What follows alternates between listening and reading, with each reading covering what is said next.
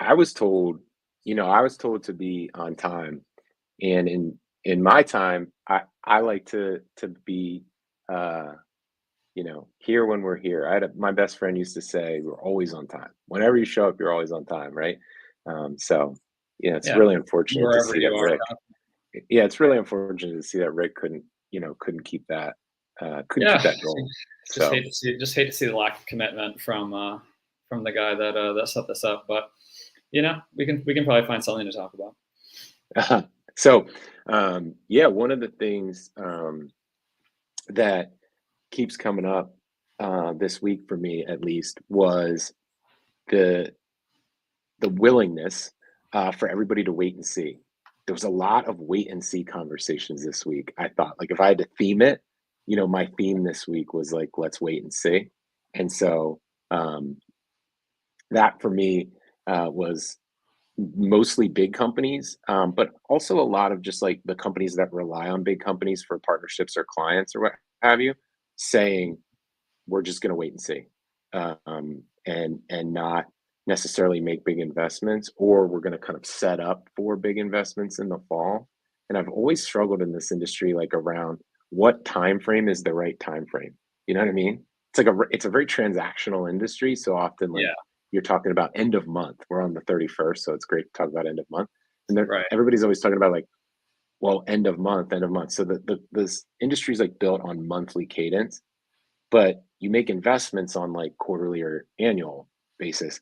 And Yeah, so we're in this like really, I don't know I always like search for a metaphor and then I screw it up, but like we're in this like brackish water yeah. of what do we do before the fall? What do we do for the rest of the year? And I feel like we were talking about that 6 months ago and then it Yeah. went away, but it felt back.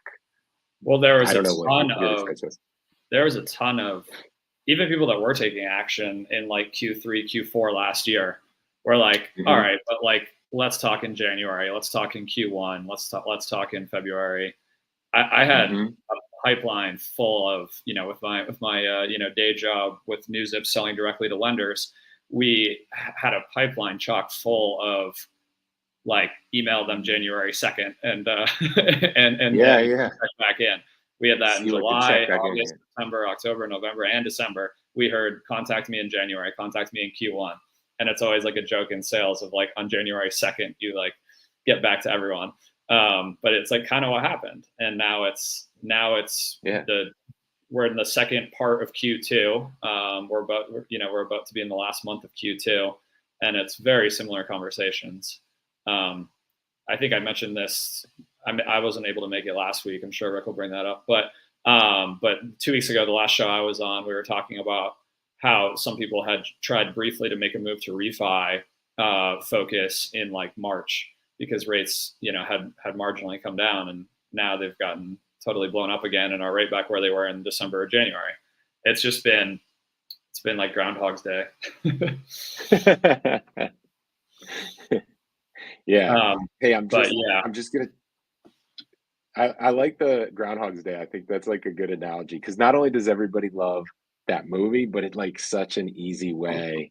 Um, here we go. Such an easy way to describe that feeling. Sorry, I was just taking a break to send Marvin the link. So our guest that we invited today, Marvin Chang, is going to jump on in just a second, and then we'll talk a little bit more about this well, stuff yes, because yeah, he and I, well, Groundhog's Day is a great way to describe it. He will grab onto that theme because being in the capital markets and coming from, we can only originate what we sell. And almost everybody in the capital markets abides by the rule of you have to have two outlets to right. if you're not the portfolio lender, you have to have two outlets to offer a product because you want depth. And I think a lot of people don't want the investor falling away. Every originator's had the problem of like, all right, we're going to start originating this product, and then all of a sudden, there's nothing left, and you have to turn the product off. Like the Marvin, opposite. It's like the opposite. Hey, Of course. Hey, Marvin.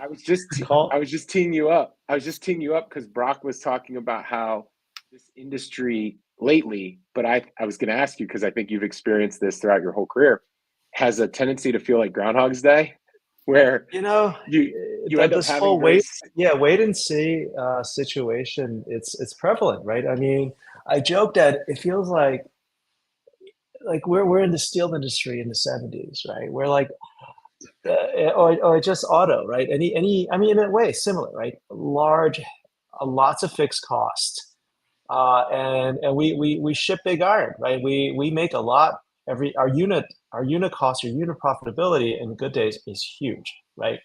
So there's a tendency, yeah, to hunker down and it's like, let's see if the rates come back.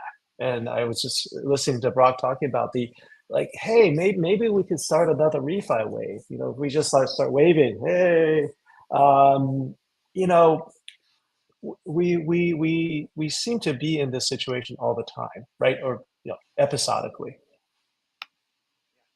Yes, I mean the funny story is, so I get out of law school. I'll make it quick. I'll make a short story long, but I'll make it quick. I get out of law school. I you know am writing about the CFPB at a law firm on a contract basis in Hartford. I get a job at a mortgage company. The CEO of the mortgage company has been a mortgage broker, mortgage lender for 25 years. Right, started in his garage, worked his way up to build this company, Norcom Mortgage. He sent me, he's like, here's our business partners, go talk to some people, do like a little bit of a tour, hear from several different people that we work with, learn about this industry. The first external partner meeting I had, the first sentence that was said to me was, don't ever forget this is a cyclical industry. People tend to forget that, or people tend to behave that. Don't ever forget it. And I've never, like, it just was such an impactful statement that I was like, you know what? I will never forget that. So you've just reinforced it now, couple, dozen years later or whatever. It's perfectly rational for most cases, right? I mean, I was at Caliber, let's say 2017, 18, 19, 2020, right? If you looked at the first quarter results in any of those years, they were wildly disproportionate to what happened the following three quarters, right? Mm-hmm. So Mm-hmm. so it's a natural natural move, right? Let's wait and see what happens, right? Of course, sometimes the waiting can be extended, and this is sort of where we are right now. And at a certain point, the old saying about lunacy or craziness, right? Yeah. You're just doing the same thing over and over again, expecting different results. And I think in some ways we see this, right? And you guys are all talking to both the legacy platforms and also the innovators, right? You're seeing a disconnect. So one of the things we bonded. Oh, look, Dr. Rick. Hey, Rick made it. Right on time. Right on time. So nice to meet you, Marvin. Hey, pleasure meeting you. Marvin, one of the things we bonded over that you just hit on was that you've seen the Calibers and the cities of the world. You've also seen the startup world, MortgageHippo and that. And now you're seeing it as an advisor, as a professor at Duke, talking to industry as well as talking to students and capturing data sort of at a big level. So you've seen kind of this from a bunch of different sides. One of the things that someone said to me recently was, imagine a beach ball in the middle of a circle, and some people are looking at it and saying the ball's blue. Some people are looking at it and saying the ball's white. Some people are looking at it and saying the ball's red because of where they're sitting. You've seen the beach ball from all of those sides. You can actually look at it and say, no, here's what you're seeing. So given what you just said about the cyclicality, the wait and see, are you finding any themes that you bring back up with CEOs, that you bring back up with people in this industry that are helping crack that gridlock, get them through a decision-making process? Like, what are some of the things you've been saying lately that have helped or moved your conversation forward? I think really important, talking, especially with the students, right, is don't get jaded, right? Don't. That's the thing. I mean, it's so easy to, like, having seen a few cycles. And thanks, Jeremy, for making me feel really old at this point. But just because things have happened that way, don't expect the same thing to happen, right? And students come to me, and I just got an email from somebody, one of my students who's interning at Chase right now, JP Morgan, and he's like, "What's going on with this thing?" It's like, oh, let me give you some ideas on what questions to ask, right?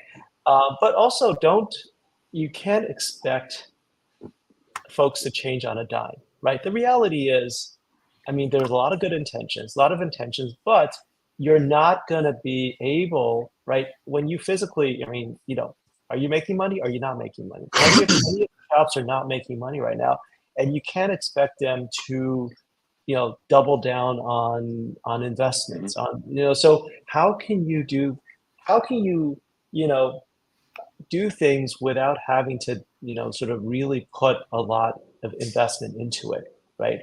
And that's the thing, right? The way to unlock some of this is really finding the right collaborators, partners to achieve what you want, especially now that you have a lot of folks talking about the AI, right? That's like the latest buzz, right? How are you going to do it, right? Um, it's a situation where it's actually there's opportunity, right? Because a lot of these firms have really slimmed down to an extent that they don't have extra staffing, bandwidth, talent, and all that, right? So they can't have the usual situation. And we've all been in large shops, small shops where there's a lot of back talk about every initiative. Right now, it's like, okay, if you want to do something, it's a bit of a greenfield situation, right? Like, approach it that way. Find partners that can drive value add on a variable basis.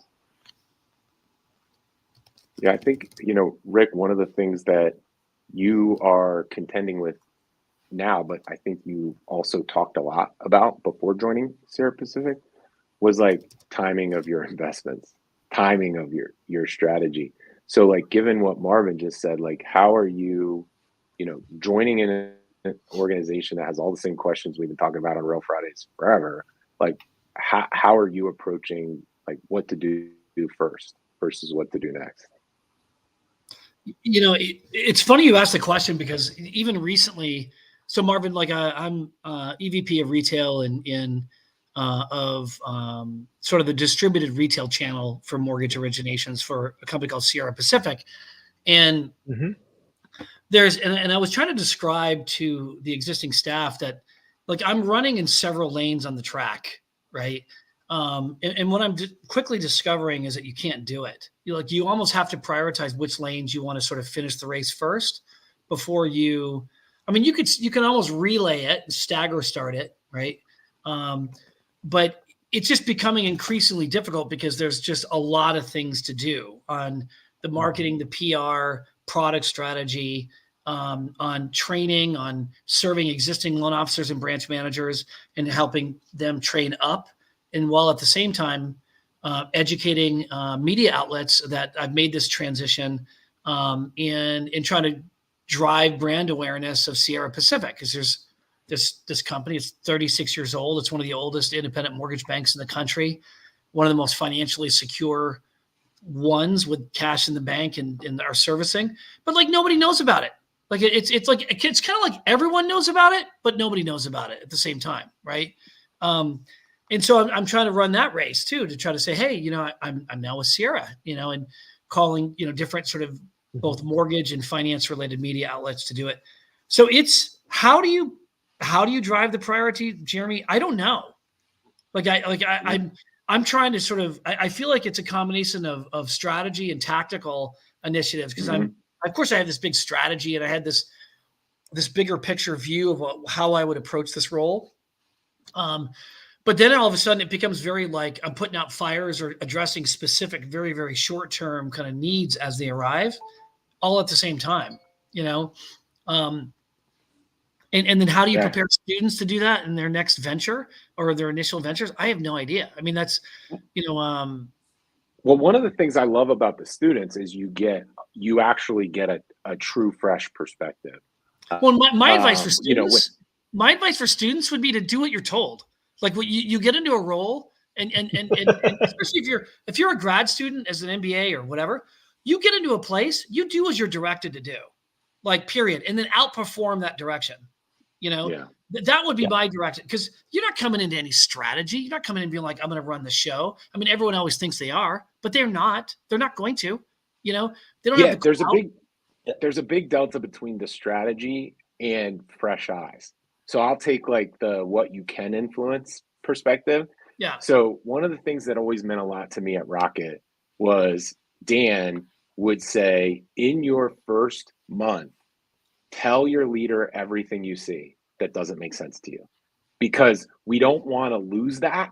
Like, we need to hear that. So when he would do, because there was a big thing with your orientation at Rocket that you'd hear directly from Dan, you'd hear directly from Bill Emerson.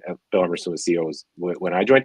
So you'd hear directly from the CEO, you'd hear directly from the chairman, the vice chairman in this session. And one of the themes was, if you observe something in those critical first few weeks, a month or so, share it with your leader, because that could be the thing we've been overlooking. And I think it's do as you're told. I say do as you're told. I like do as you're told as well. But, you know, I taught a course that I called product development, right? This is for more of a, you know, technology focused folks. But the whole idea was, okay, have the empathy about the whole product development process, because guess what? You're not going to be a product manager, most likely. You're not going to be, right? But you need to be a good partner. You need to understand where you sit in that whole world, right? And you also need to know at least a little bit about what other folks are doing, right? And as you're doing what you're told to do, because that is fundamental. I totally agree with Rick, right? I mean, you really need to prove yourself first before you start yapping about certain things, right? Yeah. That's reality, right? Yeah, but you also need to understand what else is going on, and you have empathy about what's happening, right? It's hard. It's really hard, but that's sort of goes to what Jeremy's saying. But who has the empathy though? Like, you're talking about like the new hire grad has empathy on what's going on in the organization, or the organization having empathy for this new hire graduate student. You know what I mean? Like, the empathy, yeah. I don't think the empathy should defer to the grad student. Like, yes, they're smart. We get it. And yes, they'll have a voice, but oftentimes that voice is earned. It's not established out of the gate. You know, it's not what I'm talking about is sort of empathy, like, oh, I'm in this role, right? But that other person is asking me these questions. Like, why is this other person asking me these questions? Or why are all these other people doing this, right? It's like, you are part of an organization. Unless you're in a small startup, you're always part of an organization. You also need to know, okay, maybe this doesn't make perfect sense for me, but I'm reporting this information because there's a bigger thing going on, right? It's too often, especially if you don't have the experience, you're like, it's all about me, right? It's all about me, what I'm seeing in front of me, right? That's my point. And I agree with you, Rick. I mean, you don't want to be in a situation where you're kowtowing to the students or the early employees too much. There's a balance. And financial services, it won't happen. I mean, you know, I think smart voices percolate to the top fairly quickly. You know, like, you know, you get people like Brock, young guy, you know, his voice has percolated. And I'm not even joking. I was actually going to make a serious comment. I'm laughing because of how often it comes up. You notice it a lot, is all I'm saying. Well, I mean, you know, you being the oldest, me being the middle, and Brock being the youngest. I mean, the point is, it tends to, you know, we got to give credit where it's due. I mean, the reason why Brock, I think, in all seriousness, has done well is because his voice is smart. He makes good observations. He gets active and involved. And his results are very tangible and very real out of the gate. You know, he's not resting on any Bodwin privilege, which who knows if there's privilege with Bodwin. I don't even know if he went to Bodwin, but I know he's from Maine. But you know what I mean, though. I mean, there's, you know, claim to be from New England. But you know, yeah, for sure. I mean, I came in exactly similar to Jeremy. I came in exactly to Rocket as, you know, basically straight out of school, knew some data analytics and some economics and nothing about the mortgage industry. And so I've kind of lived that exact experience. That's why I was kind of sitting back and listening to what everyone thought. But I will say the first year, at least, especially the first 6 months, like I took Rick's advice, as embarrassing as it is to say, and I just, you know, focused on my core job and didn't worry too much outside the lines. But it was fun to be in a place at Rocket, and certainly everywhere I've been since, more on the startup side, where the observations are welcomed once you earn a little bit more of a voice, and once you have some results. One of the things that I spoke to a group of students that are in a startup like boot camp thing the other day. So kind of relevant. I was like, make sure you're good at your job first, but then as soon as you have the opportunity to do a special project, or as soon as you have the opportunity to lead a lunch and learn, or raise your hand. Opportunity to do something, just raise your hand for whatever it is. That's a great point. So Marvin, I'm going to flip this a little bit back into like what that means inside of our companies, because I think you have a unique perspective on this.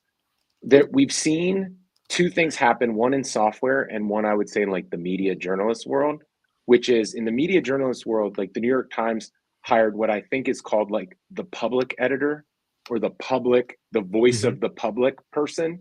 And then we've seen software companies in Silicon Valley who have the voice of the consumer, or the voice of the customer, is like a literal product role. Have you seen that translate to our world? And is that kind of what you're saying in terms of like the perspective that's needed here? Do you give that recommendation at all? What do you think of that type of perspective or role within like a mortgage or financial services firm? Yeah, from a service building your team. Bringing company, someone on. Yeah, correct. Yeah, I mean, honestly, that's essential, right? I mean, I'll just give you an example of what we were doing at a unnamed IMB, legacy large IMB, trying to create a digital workflow, right? We had, as you would imagine, every person in the org team, every group within the org seemed to have a stake in this, right? It's like, okay, compliance, risk, ops, right? So we come up with this extremely roundabout process. And I was involved, I was leading transformation, and I got fed up with it. So I went into Better Mortgage, and I basically did a screenshot by screenshot view. It's like, listen, you know how our flow is? Well, Better could do the whole thing in a fourth of the number of screens.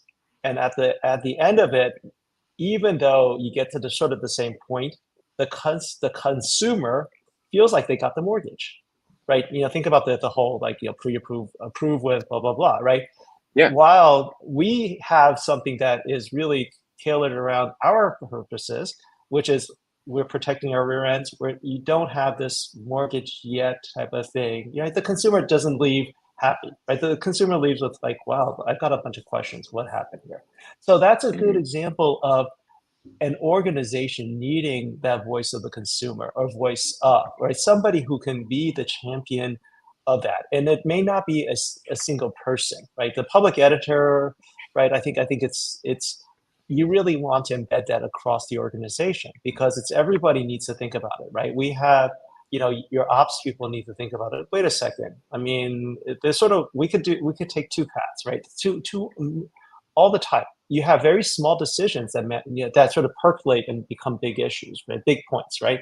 And if you can have that embedded into everyone's thought process, okay, this is what the consumer would rather do, right? It saves a lot of, even if we catch it, right? You tend to catch it at the end after multiple meetings, right? If you can catch it early on, you start reducing the cycles.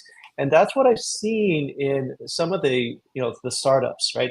The startups, let's say circa, 2019, everyone's like, hey, we're building stuff, breaking things, mortgage, we're going to hit mortgage, and then we're going to hit everything else, right? You're like a waypoint into our, the grand vision, right?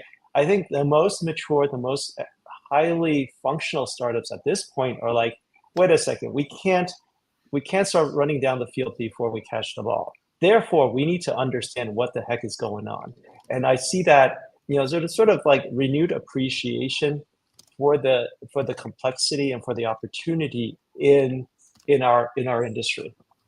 That, I think that's a great like reference to the cycles too. Like, I do think the pendulum is swinging back away from that SaaS mindset that you're referring to, where I was just advising a startup recently where they were like, we have to have monthly reoccurring revenue, blah, blah, blah. And I was like, I get that the investors are asking for that, but does it make any sense to anybody that like, it feels to me sometimes, like you said, startups are trying to like put a square peg in a round hole because that's what's good for us as a company, or that's what's good for the investors. But does it make any sense to the market or the customer that you're serving that that's the model you would charge? And a lot of times it doesn't. And nobody wants to admit that there's a better pricing structure because SaaS has just so infiltrated everything. And I think what you're saying, Marvin, is like we're actually seeing the pendulum swing back a bit and saying like, does that make any sense? If it doesn't make sense, like do what makes sense. Make money the best way to make money, and don't actually worry about that it has to fit this like back end model. But that's a lot of VC backed companies. Have a longer term, the old saying about long term greed, right? Have a longer term greed vision. And at this point, I'm going to give a shout out to Mike Yu at Vesta, because Mike Yu texted me a few minutes ago, giving me grief about what am I doing, jumping back into the fray. But anyway, he's a good example, right? Vesta, I mean, they decided to solve, as people would say, the second toughest challenge in mortgage, right? LOS. They were no illusion that it's going to be hard slog, long slog, and they're doing it. And took the bold step of just explaining that to investors. This is what you're investing in. So I don't have to worry about it. I think you're exactly right. Mike's a great example of that. But what's the overarching subject that you're trying to get at? I mean, we've sort of jumped around from like new hire grad adoption and what kind of direction they should listen to, because like, I'm a big fan of Better, for instance. Better, of all the negative press that Better has received, they've actually done pretty well in pivoting in the marketplace from, a refinance sort of driven environment to now like a dominantly purchase kind of driven environment. They've really focused on integration and like consumer experience, like integrating value to the consumer and then delivering that value in a manner where it's so super intuitive. Probably some of the best I've seen in the business. A lot of us in IMBs are very tactical. And if I were to say to our head of operations, or not at Sierra, I don't want to personalize it that way, but most head of operations or most organizations, let's talk about the consumer experience and let's like map this out. They'd be like, what are you talking about? We have loans to do. Like, what do we have loans to do. Like, we don't have time to like pause, map this out, architect an experience, improve upon the experience. Let's innovate differently on that experience than our competition. It's all like, we're going to do what everyone else is doing. We'll try to do it faster. We'll try to do it better. We'll try to service them better. But there's no real thought leadership outside of that. And outside of like maybe the top 5, maybe the top 7 mortgage lenders in the country, Better being the exception because they're now maybe 45 or 50.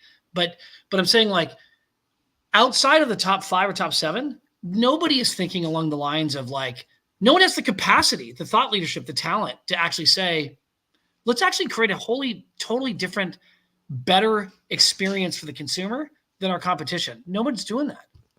Man, my boy Chad Smith will love you for your hearty endorsement for Better. Yeah, no, I'm actually a fan of Better. I totally agree with you. I mean, a lot of people follow on them, but yeah, I mean, let's leave some of the other stuff around, right? They do have a very strong product and go to market. I mean, my interests, I've got a number of them, but my one very important interest is around sort of tying together my trajectory that got me over to Duke University, right? It really is. I led innovation, digital transformation work at Caliber. I joined a startup. I joined MortgageHippo. The realization is that really what you're talking about, right? You need to bring all these folks together. Right. Yeah. Traditionally, they operate in different silos, and especially in this age where we talk a lot, maybe too much about AI, and how do we break it in, right? My whole point has been that AI is not a monolithic entity, right? It's not like this big thing on the side. AI is going to save your bacon, right? It needs to be embedded into the workflow because really, what is AI? AI is a bunch of math. It's a lot of math that I can't handle. Roque may be able to because he's got the young brains at the bench. Bodwin. Exactly, man. Liberal arts, right? But anyway, so the whole thing is, and you, how do you accomplish this? You need to accomplish this by bringing these folks together, right? Because it's not ops versus technology versus sales, right? There's a saying about, right? I think Arthur C. Clarke said something about like technology at a certain point becomes magic, right? And that's what you really want. You just want magic. You don't want to know, oh, this is I'm using machine learning here, I'm using blockchain there. It just needs to work, baby, right? That's what you need to convey to your customer. And it doesn't matter what your ops person says or what your technology person says. But all too often, they get into, sort of confrontations or at least discussion, right? Even discussion is an issue, right? Because we all know time is money, right? Yeah. Every meeting, think about all those meetings we've all had at Rocket. Right? Sierra Pacific's a little smaller, but if you have like 10 people on the meeting, think about the cost of that meeting and then the follow-through, right? That slows things down.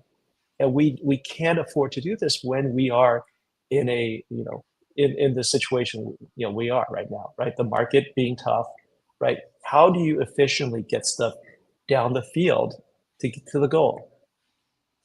Right on. I appreciate that. Marvin, I got tons more questions for you, but we'll have you back. I got to drop. Everyone have a great weekend. Keep the conversation going. I just wanted to thank you, Marvin, before I left, because thank you. Always appreciate great the stuff. invite. And I pulled a bunch of stuff out of that, so I'll keep writing about it and talk about it. So take care. Talk to you later.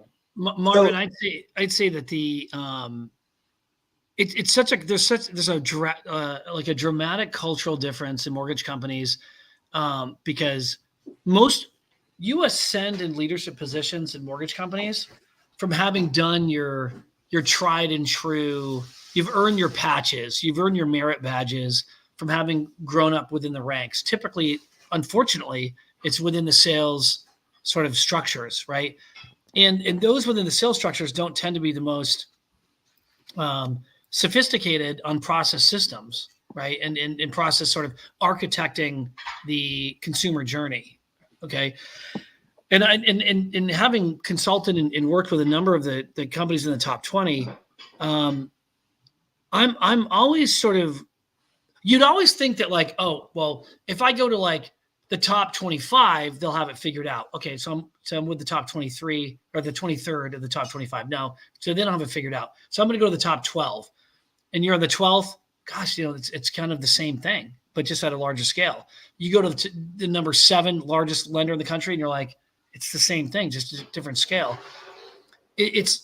I'm always shocked. Like, bigger isn't always more sophisticated, isn't always better as far as their logical sort of approach to scale and the efficient. And that's why I highlight better, because even though they have fluctuated in that top 50, they were a couple of years ago, they were top 20, and now they've sort of slipped to maybe the top 50, top 55. But I've always really respected their approach to the market of just taking the value chain, trying to squish it in some integrated experience, and then delivering it digitally to the consumer. Like, they've always thought differently. And I don't know people at Better. I've only looked at them from a competitive standpoint and observed what they've done and how they've done it from the outside in. And it's kind of like looking at a church. You're like, these stained glass windows are pretty. I've never been in it, never stepped foot in it, but I kind of like what they're doing. I've been inside companies in the top 10, and I'm saying to myself, like, I don't know how they got there. The communication overhead kills you. I mean, in development, right? There's a saying about a good developer can be worth like 10x, maybe 100x an average one, right? So that sort of belies the issue of the more the merrier. No, it doesn't really work that way. We were at I was at large company. I was at Citi. I mean, the amount of meetings and blah blah blah that needs to go through before you make a decision, right? And actually, when I was at Citi, I was in the legacy unit, right? And it was in a way a hotbed of innovation, because you know what? Nothing else worked. So like, people were much more open for new innovation, new ideas back then than we've been doing this so many years. But just to go back to your point about Better, and I know people at Better, and I have to say, better is not a good example because, first of all, they got a buttload of money, right, in the inception to really, and they had a large runway to do what they wanted to do, right? So we are, most of us won't have the benefit of that type of runway. So the challenge for mortgage, most mortgage shops is how do you leverage, take advantage of some of those capabilities without having that type of runway. And this goes back to sort of I'd love to hear from you, Rick, about how you prioritize, right? Because that is the big issue, right? Especially in a retail, because I was talking to a company that I work with that, the old story. It's like, hey, we got this contract with this distributed retail shop. Nothing's happening. I'm like, well, it's because everybody has their vote, right? Everyone has a vote on what to do. The problem, in my advice there, and this could be equal advice to like Brock's company and what have you, is it really takes strong leadership at the top to really drive this at the branch level. And it's hard to do that from a vendor standpoint. So if you don't have that executive sponsor that's going to go to the branch and say, look, this is going to transform the conversation you have with builders and realtors. I know this is going to work. I'm implementing this. I'm deploying this to all the branches. We're going to provide you with sales literature to be able to educate you on how to leverage this to compete. But if you don't actually distill this down to how the loan officer will, in fact, get more loans as a result of this, it'll die in the vine. So if you get the leader at corporate that says, yeah, sure, we'll just throw some marketing announcements and we'll introduce you to our branch, network, and then they're on to the next, sort of the next thing, it'll die and they'll be frustrated, right? You need to have that executive sponsor that's going to say, like, look, I see the value here. We're going to make more money because of this.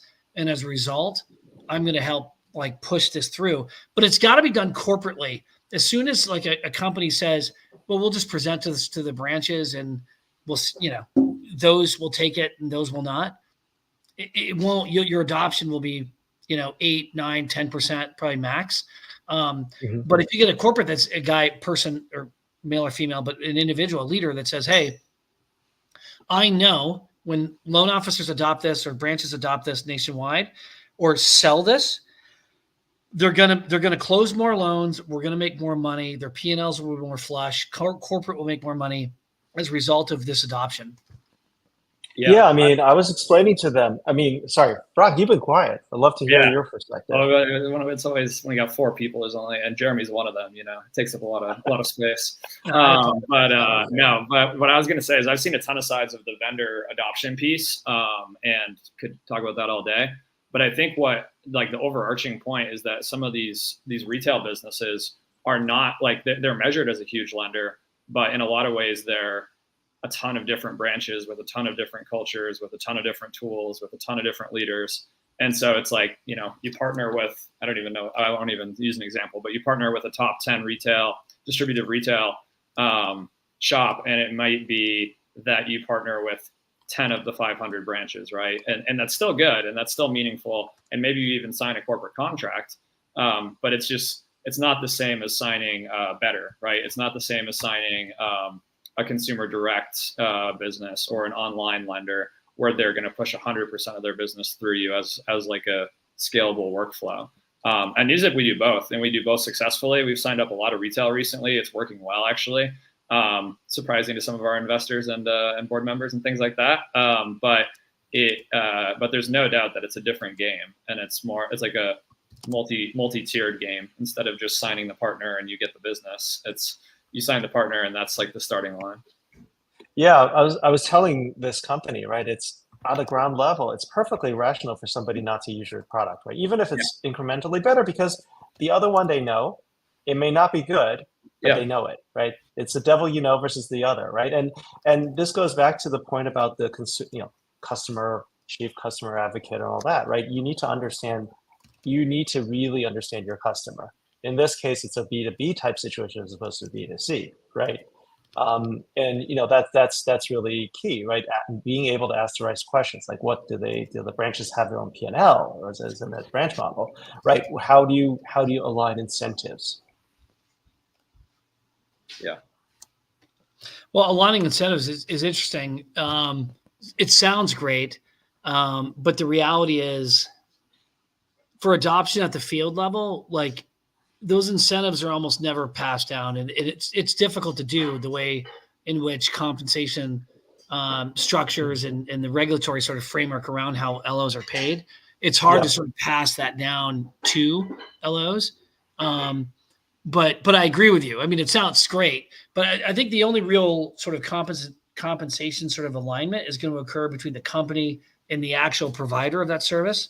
There might be, more overt ways where the loan officer can just grow their volume more organically or more efficiently, like with Brock's solution with NewZip. And as a result, their compensation will go up. But if there's other types of revenue sharing kind of agreements, I set up like revenue sharing agreements between larger enterprises and like third party organizations. It could be Wayfair or Target or, these types of relationships where you're trying to sell products to consumers at the time of closing and after. And when there's a revenue share between that enterprise and corporate, it's hard to distill that, push that down to the branch. It runs afoul of. It is, but it is a dance. I think there's ways of doing it, but it is a dance, which creates disruption and adoption, but it's a dance nonetheless. Yeah, but your point about Rick, your point about senior sponsorship, right? That's key, because oftentimes you find situations where it's like, it's off to the next thing because the next shiny object. And if that person doesn't have any skin in the game, it really becomes tough, right? Yeah. It goes down to how do you negotiate your relationships from the get-go. It's interesting. I have to drop off as well, Marvin, but so I definitely want to visit you in Raleigh. I've loved this conversation. I think this is very enlightening. Our paths have crossed in a number of, sort of indirect ways. The last time I was actually going to go to Duke. It wasn't going to be the MBA. It was actually Duke Divinity back in the 1990s. They have a world-renowned sort of divinity school. Yeah. And I was looking at going into ministry at the time of my life, but I was going to get my what's called my MDiv, my master's in divinity. But it's I'd love. It's amazing. Totally. Love to hear more about that. I know. Yeah, and I can come visit you too. So we'll have to break bread sometime. No, I would thoroughly enjoy that. I think this is good. We should definitely have you on again. Yeah. Sure. And Brock, so Duke meet Bodwin meet Duke. I think you guys can have a good conversation.